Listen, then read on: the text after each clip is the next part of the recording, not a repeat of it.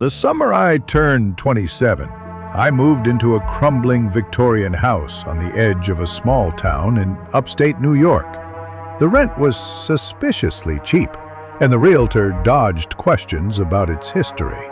But I was desperate for a fresh start after a messy breakup. The house creaked and groaned like it was alive, but I chalked it up to old bones settling. That is, until the first night.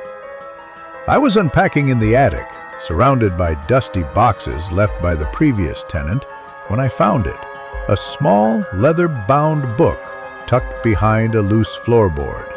Its pages were brittle, filled with strange symbols and Latin phrases I couldn't decipher. At the back, a single sentence was scrawled in red ink. "Speak its name, and it will come." Curiosity got the better of me. I whispered, Asmodeus, a name I'd seen in a horror movie once, half joking. The air turned heavy, like a storm was brewing indoors. The light bulb flickered, and a low, guttural chuckle echoed from the shadows. I laughed it off as my imagination, but that night I woke up at 3:13 a.m. to the sound of scratching inside the walls.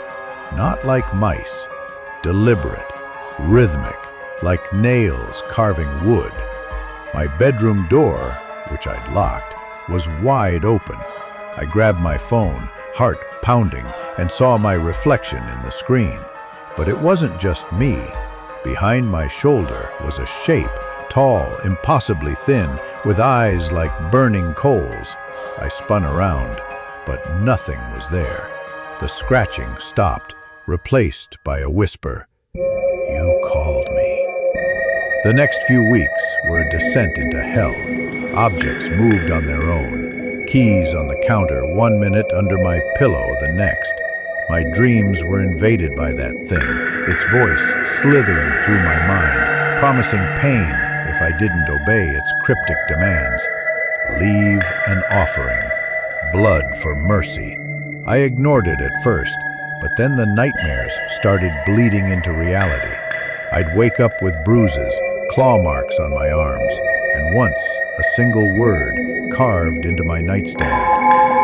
Mine. I called a priest, a skeptic named Father Daniel, who humored me with a blessing. He stopped mid-prayer, his face pale, and said, "This isn't a haunting, it's a curse." He gave me a ritual to banish it, salt, sage, and a prayer I had to recite backward at midnight. I followed every step, my hands shaking as I lit the sage and chanted. The air grew thick, and the demon roared, a sound like 1,000 voices screaming in rage. The windows rattled, and the lights exploded in a shower of sparks. Then, silence. I thought it was over.